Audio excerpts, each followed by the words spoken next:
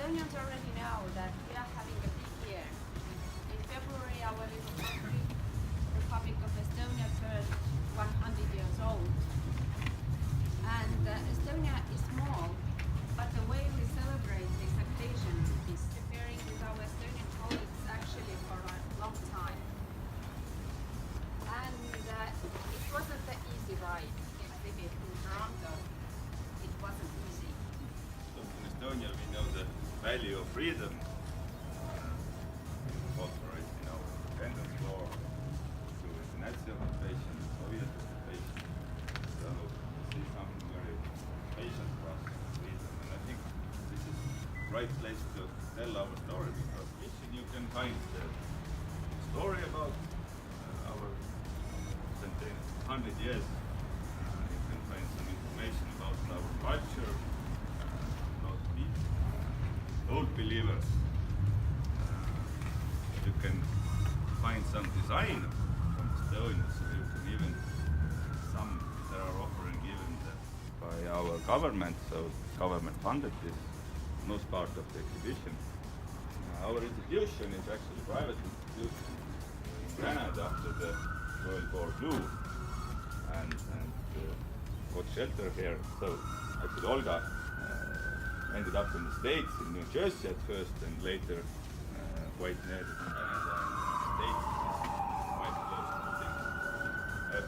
We got this in his girlfriend. I don't remember the name, sorry. Christina. Christine. Over there. Thanks. Then we had some help from Croatia, elections, and Lama College, doing study center, and Remu, that would be doing culture center here in Toronto. In history. But I will try to do so in 5 minutes, if possible. In 100 words. Well, we could be in like a haiku. And that's what we're celebrating. Not actually, we haven't enjoyed 100 years of independence, only half of that. We celebrated here in Toronto a while ago. The odds were not good. The following day, the Germans occupied Estonia and the First World War. But independence didn't come immediately. It only came after armed struggle at the time, with a very wide-reaching land reform. It was one of the most tolerant countries in Europe, with a very innovative killed.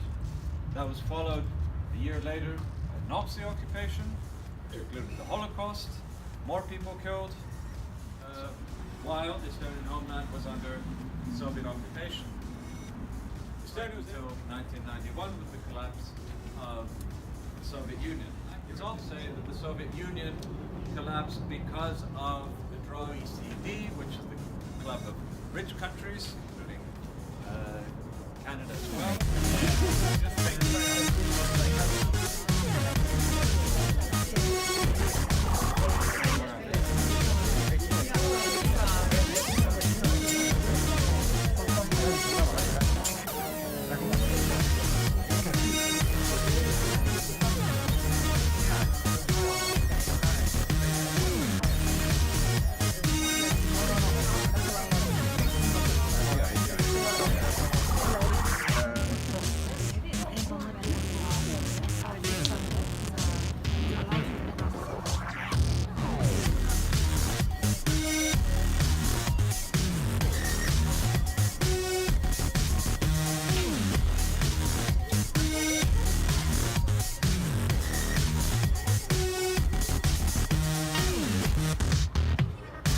Thank you.